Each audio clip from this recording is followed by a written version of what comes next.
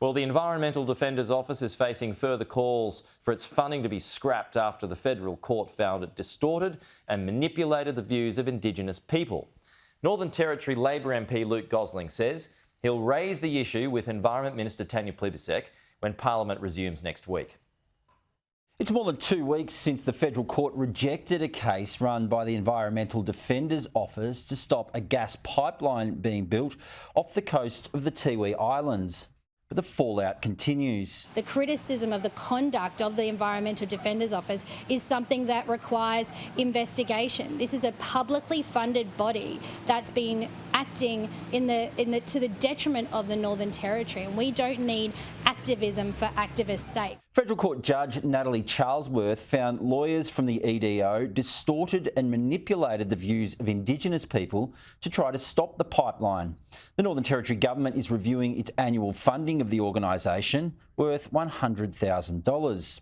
The move has the support of a federal Labor MP. I think there's a role for the EDO, but I think it's right to investigate it. I support the NT government looking at their contribution towards the EDO and seeing if the work that they're doing is appropriate. The opposition leader says the coalition will scrap the EDO's federal funding, worth $2 million a year, if it wins the next election.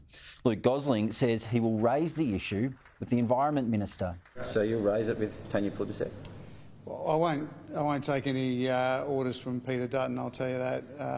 Well, let's put Peter Dutton aside though. I mean, this is a look at the issue. Yeah, is it something you think needs to be raised with the Environment Minister? There's a number of issues that I'll be raising with the Environment Minister when we get back, including the timeline for some decisions on Lee Point.